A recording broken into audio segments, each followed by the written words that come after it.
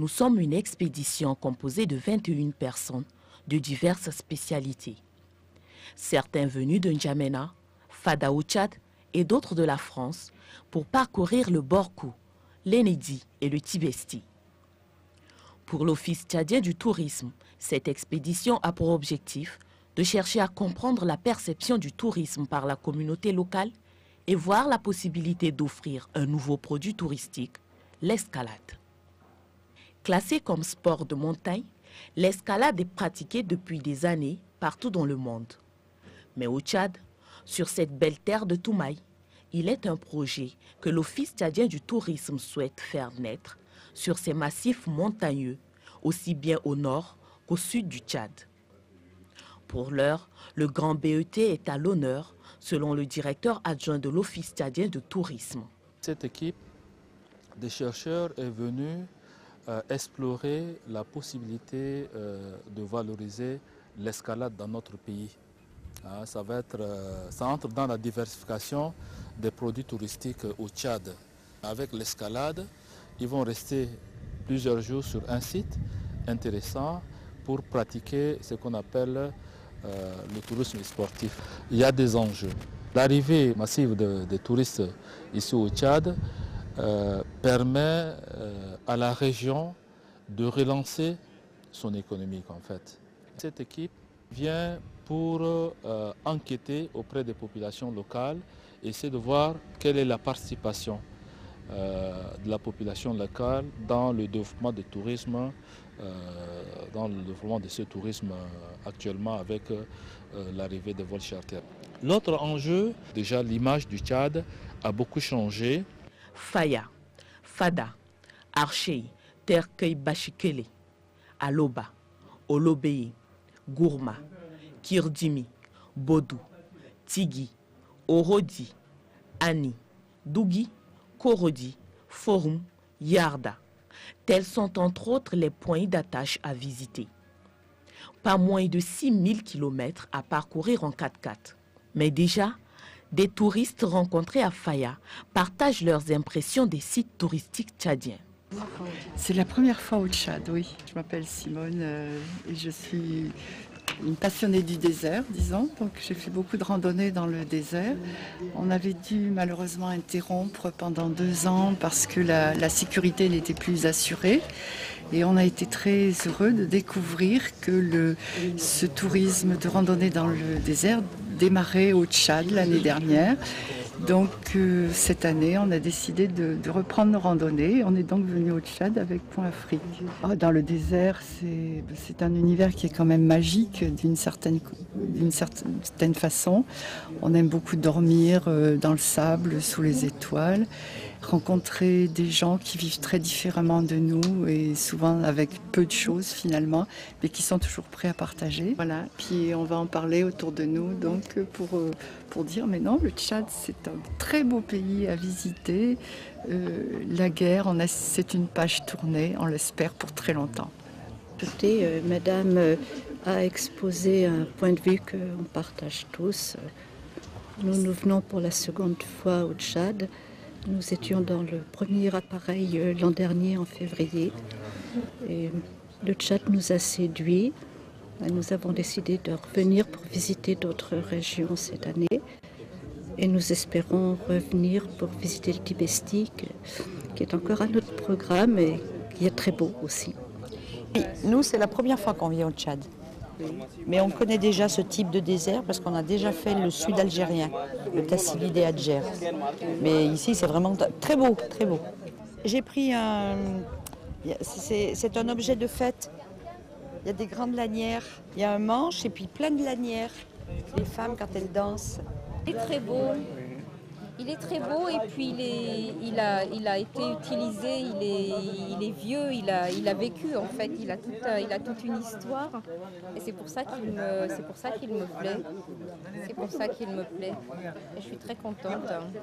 Je pars avec quelque chose qui me plaît.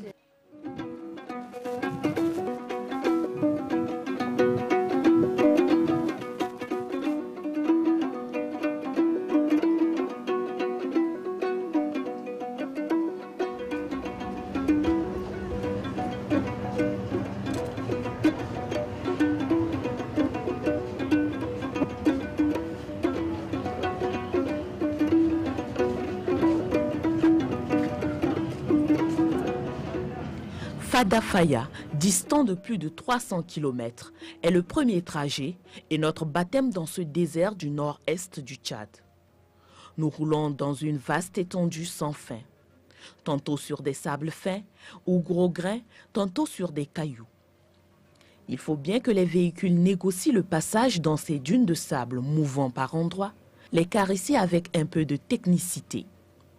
Il faut s'arrêter, vérifier la qualité du sable, rechercher des pistes à emprunter, tenir compte de la direction du vent. Ou au mieux, se connecter pour mieux s'orienter, même avec un GPS. En attendant de découvrir les sites de travail, les yeux se régalent de cette merveille naturelle contrastée par vent, nuages et soleil. L'horizon et le sable qui à l'infini se rencontrent, sans jamais se toucher, dans un éternel sifflement qui chatouille peau et visage. Voilà.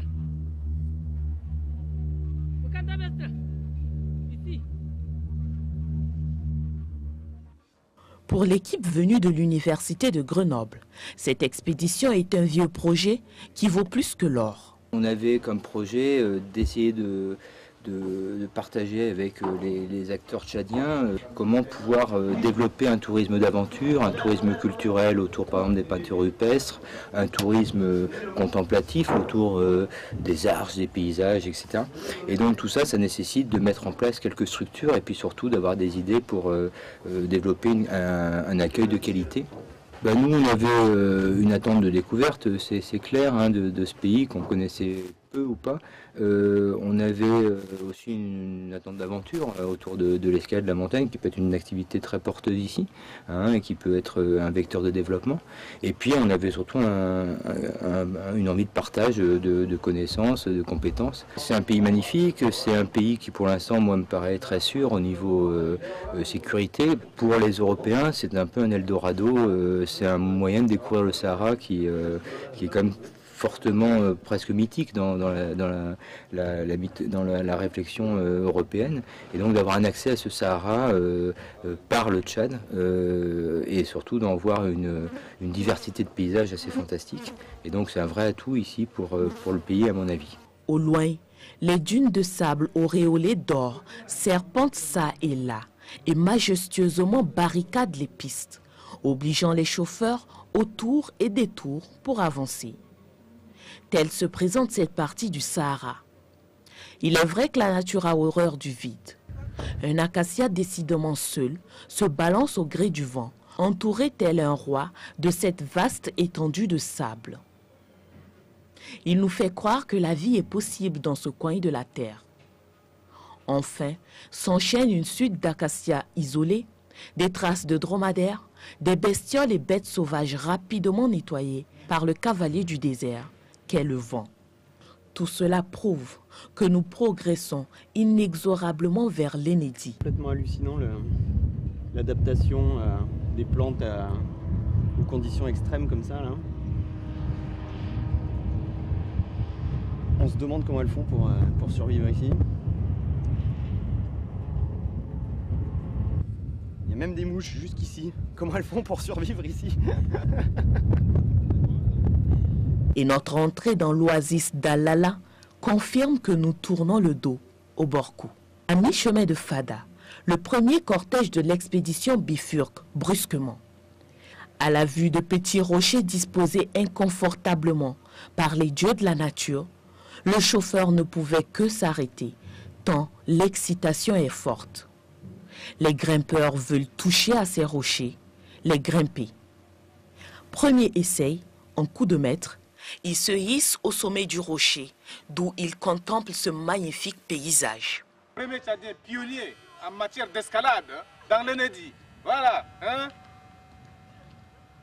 Le plus spectaculaire et émotionnel est l'arrivée au Guelta d'Arché après Babarbaïn. Arché, ce chef-d'œuvre naturel déposé dans le désert. Il faut le découvrir en altitude et à l'horizontale. C'est pourquoi l'équipement de la grimpe se déballe et renforce la curiosité de l'heure.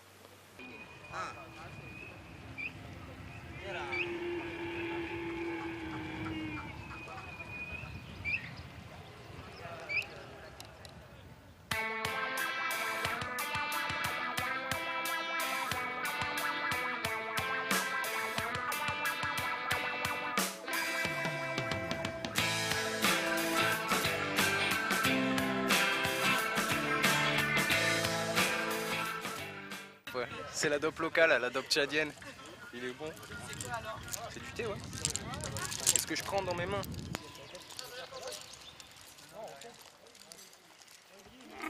L'Office tchadien du tourisme, dans sa recherche de développement touristique, fait sienne la politique de responsabilisation de la communauté locale.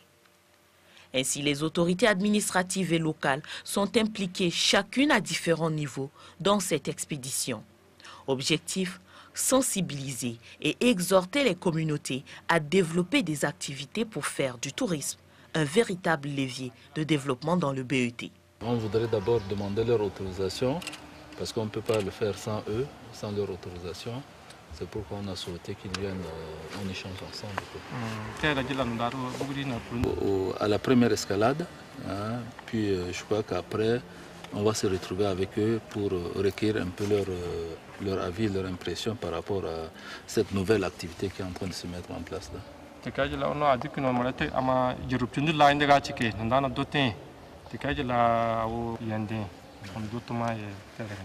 je voulais leur dire, peut-être ils ont des choses à dire.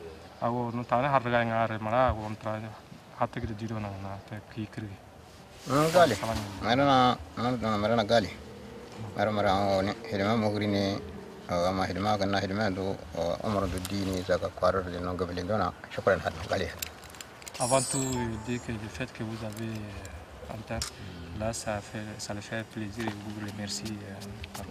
Le travail qu'on va faire aujourd'hui, c'est aussi d'équiper un peu, faire quelques aménagements pour permettre aux futurs grimpeurs de venir le faire sans trop de difficultés. Ces premières escalades à archers redynamisent l'exploration.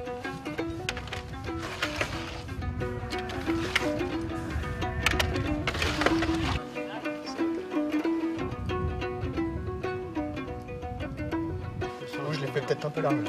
Non, c'est bon, je me sens un peu nerveux là. Ça fait longtemps. Je vois nerveux plutôt. Ça fait trop longtemps que j'ai pas fait.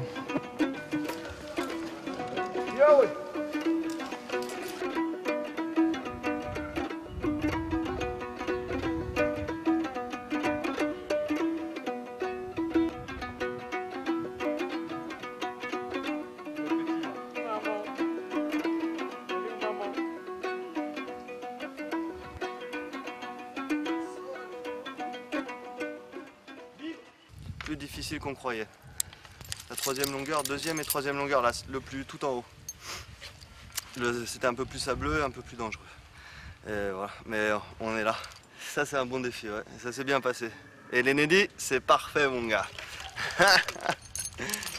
Bon, c'était dur, hein. C'était vraiment dur. Hein. On a eu bien peur là-haut. Et... Ah, je vais tout de travers là. Je suis dézingué quoi. Je suis mort. Mort. Ce qu'on a fait là-bas, 130 mètres. 130, 140, ouais. 130, 140 et le plus dur c'est en haut. Et c'est engagé, bien engagé. Ouais, ça engage, le caillou est un peu moyen à un endroit. Et c'est long, ça a été difficile, ouais. C'était une ascension difficile. Mais bon, on est là, quoi. Les champions du monde, là, ils ont réussi une voie très dure, ouais, ils sont vivants, ouais.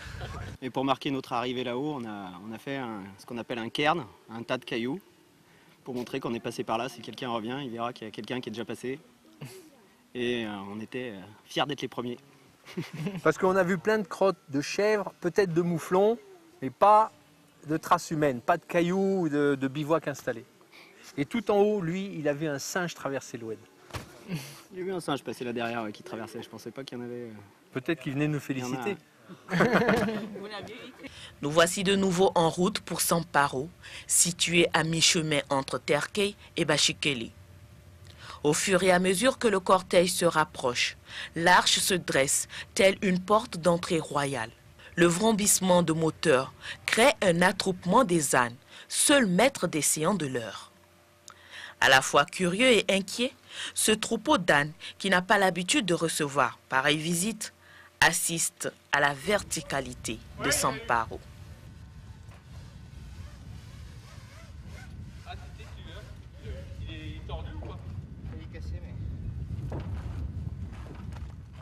Des massifs montagneux au Guelta, en passant par les dunes de sable, l'expédition a parcouru une bonne partie de l'Enedi. Et pourtant, il reste encore beaucoup de rochers à explorer. Ce matin, elle découvre la Guelta de Bashikele. Comme à Arché, cette vallée conserve jalousement un ruisseau permanent, entretenu par une source qui coule depuis la nuit des temps, faisant ainsi de ce lieu un Guelta oasis. Palmiers, dattiers, mangroves aux racines saillantes déclinent à Bashikele une véritable fascination. Incomparable et indescriptible. Émerveillée, l'équipe découvre et vit ce bonheur en silence. Ceci a galvanisé la grimpe. Le représentant du chef de canton de Bashikele assiste patiemment à ce nouveau jeu dont il sera désormais le garant, comme les autres chefs traditionnels, dans les zones retenues pour l'escalade.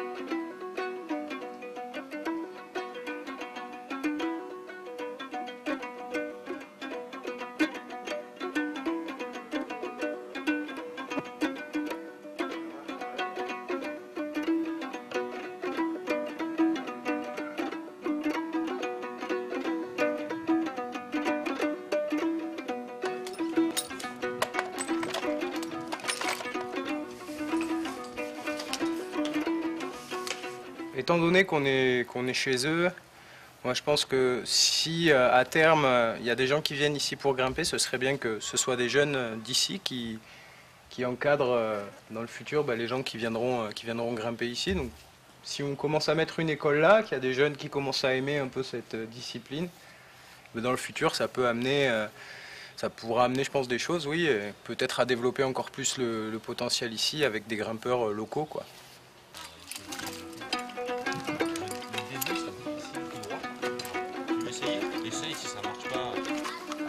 Ouais, il faut pas tirer à cette porte, si ça va pas, tu peux tirer un peu à celle-là. Tu vois? Peut-être pour le début, tu peux tirer un peu à celle-là, mais regarde, monte un peu là, fais comme tu fais tout droit, et après, je te donne la terre. Et je te tiens. Allez, Clotaire. Voilà, mets les pieds, Clotaire. Tu vas trouver tes prises. Voilà. Tu grimpes bien, tu vas. Allez, Clotaire. Ouais. Lâche la corde. Là, une. Attends, faut qu'elle prenne la regarde. Ah voilà, Baudard, on tirait le vol. Lâche la main droite, prise, Zara.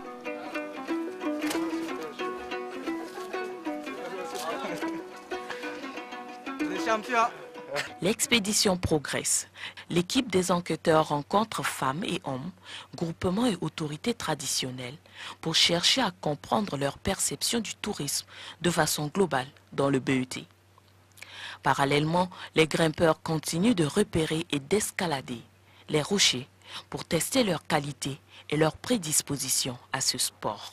Nous, notre mission ici, en fait, c'était de recueillir les opinions des populations, des personnes qu'on a rencontrées sur le tourisme et d'essayer de comprendre un peu comment les gens s'approprient les enjeux du tourisme aussi et comment eux veulent ou pas devenir acteurs du développement touristique de la région de l'Enedi. Moi, je me suis plus concentrée sur les femmes qui ont monté des groupements sur différents sites touristiques.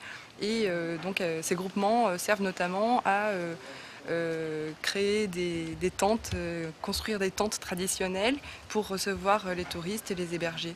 Je trouve que, en tout cas, les populations locales sont avides de développer le tourisme.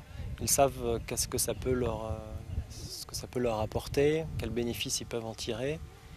Et aussi, ils commencent d'ores et déjà, grâce aussi aux missions de sensibilisation de l'OTT, à s'organiser de façon collective, ce qui a aussi des implications en termes d'organisation sociale et politique. Et je pense que le tourisme aussi fait bouger les choses et dans un sens plutôt positif, j'ai l'impression. Non, je pense que les populations sont assez hospitalières, je trouve. Je connais pas trop le Tchad, mais pour l'instant, je trouve que les populations sont assez réceptives, sont assez accueillantes. Il faut aussi un minimum aux touristes, je pense, de saluer les gens, ne pas les prendre en photo directement, ce qui peut parfois fâcher certaines personnes autour des puits.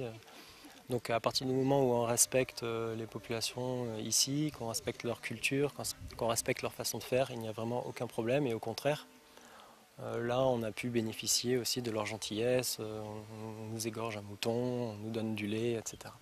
L'Office tchadien du tourisme encourage les communautés locales à se constituer en groupement pour mieux offrir leurs services et pouvoir réinvestir les bénéfices dans le développement de la localité, en construisant fontaines et écoles, dispensaires et hôpitaux. Mais en attendant, il faut sensibiliser, faire comprendre les enjeux du tourisme dans cette région et la nécessité d'offrir un service adéquat. C'est d'ailleurs ce à quoi s'emploient les agents de l'OTT. Ce travail, peu soit-il, porte du fruit, car les groupements et associations se créent. Les restaurants et auberges se construisent.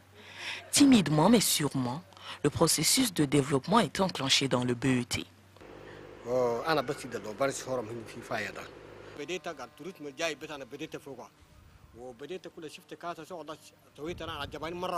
Je suis le propriétaire de l'auberge Orom de Faya. J'ai commencé avec l'arrivée des touristes. Je loue cette initiative qui me procure des intérêts. L'arrivée massive des touristes a beaucoup changé de choses à Faya. Même les femmes les plus âgées trouvent une activité lucrative. En dehors de l'hébergement que nous offrons, les touristes achètent aussi beaucoup d'autres produits. Avant cette initiative de l'Office tchadien du tourisme, il n'y avait pas ce genre d'activité à Faya. Maintenant, nous sommes fiers des intérêts que les activités autour du tourisme nous procurent. Je demande à tous mes frères de Faya qui vivent ailleurs de venir faire comme moi. Ils y trouveront beaucoup d'intérêt.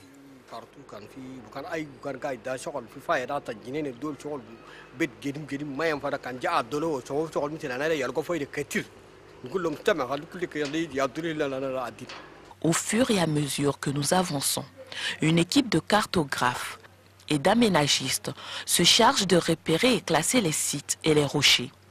Un inventaire s'impose en vue de leur aménagement et leur accessibilité aux amoureux de ce sport de montagne. Tout site déclaré site touristique, il faut un aménagement. Et depuis que le tourisme a commencé au Tchad, plus au sud, dans le Zakouma ou bien à Dougia, il y a eu un petit aménagement. Mais depuis lors, le Tchad n'a pas encore entrepris un travail d'aménagement des sites touristiques. Donc c'est un début aujourd'hui. Hein? Mais quant à aménager, il faut d'abord une étude. Venez voir, constater de visu ce qu'il y a comme merveille touristique. Et la planification ou bien l'aménagement ne va pas du tout se faire au hasard. Il faut d'abord étudier le lieu où on pourra aménager par exemple un lieu de campement, hein, où il y aura par exemple un centre d'information, hein, pour les touristes. Hein. Donc il faut une bonne planification. Comme le site est un lieu préservé qui doit être conservé, on ne peut pas permettre aux touristes d'entrer partout avec leur véhicule. De cette vaste région du BET, Korodi est le dernier village à offrir ses parois rocheuses aux grimpeurs lors de cette expédition. Mais Korodi est aussi l'un de ces lieux du BET aux dunes ensorcelées et chantantes qui fascinent l'esprit à jamais.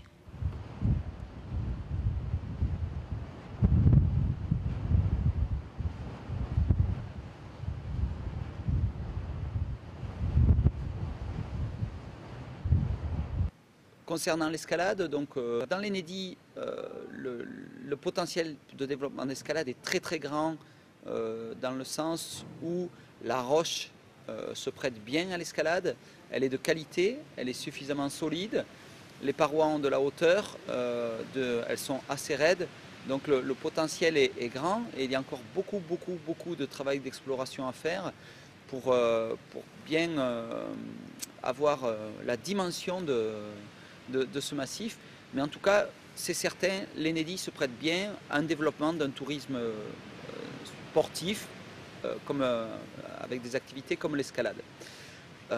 Ensuite, pour le Bourkou, ça a été plus compliqué puisque nous avons fait des tentatives aussi, mais malheureusement, la roche est plus friable, elle s'effrite quand on s'agrippe dessus, et donc on va dire que c'est plus difficile d'assurer la sécurité des grimpeurs dans ces conditions et les ascensions deviennent aussi très difficiles techniquement.